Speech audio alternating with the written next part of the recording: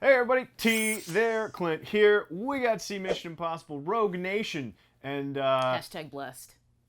there you go. End of review. But for real, the movie was outstanding.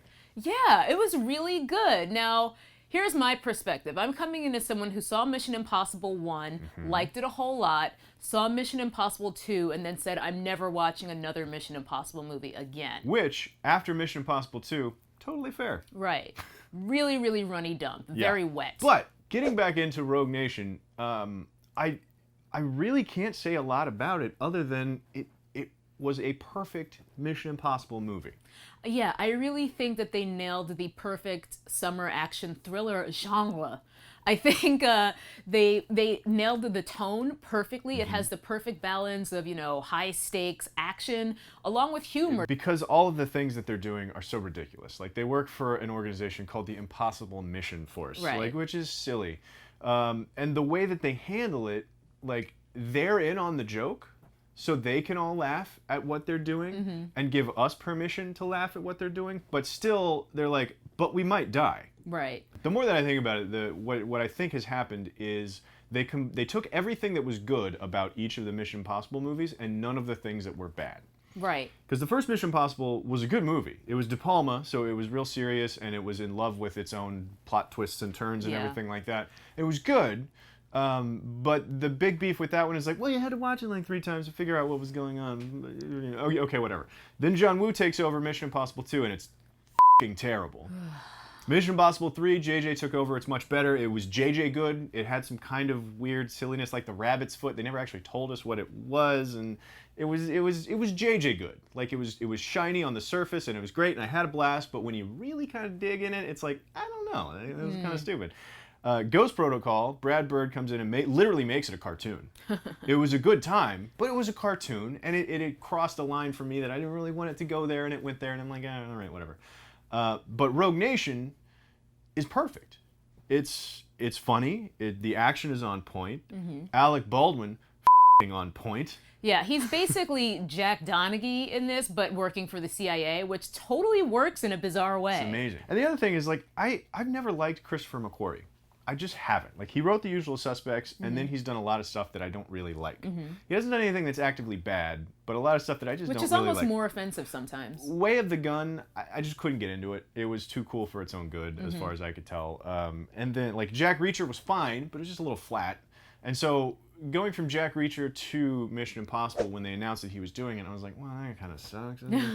But he nailed it. Yeah. He absolutely nailed it. I really think that not having that much familiarity with Mission Impossibles 3 and 4, I think that this one has everything good, like you mentioned, from the older films. Like, it has all of Ethan Hunt relying on just being cunning, being resourceful, being smart, quick on his feet, but not gunfight necessarily. Like, there is, some gunfighting in there, but I feel like it really took us back to actual espionage and actually just using your head a lot, which I thought was really, really cool. And there's another thing that we've been seeing a lot in action movies lately, and I sort of credit/blame the Fast and the Furious franchise with it, is a lot of set pieces. People come up with set pieces first, and then reverse engineer them into the story of the film. Which has been done on past Mission Impossible movies too. Absolutely. They've come up with action sequences, and they're like, hey, Robert Towne, write a story around these. Sure. What was great about Rogue Nation is all of the action, on top of being staged and executed really well, it all made sense. It kept moving plot.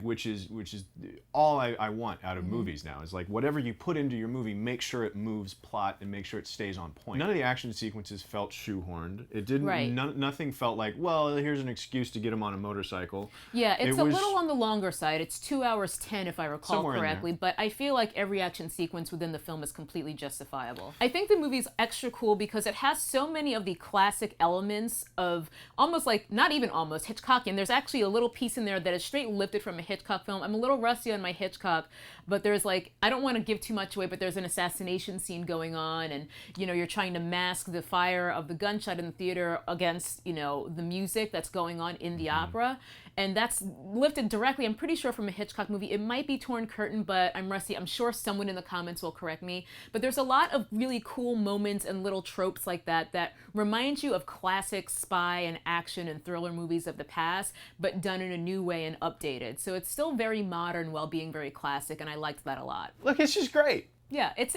a solid, jolly good movie. I came out of the movie immediately wanting to watch it again.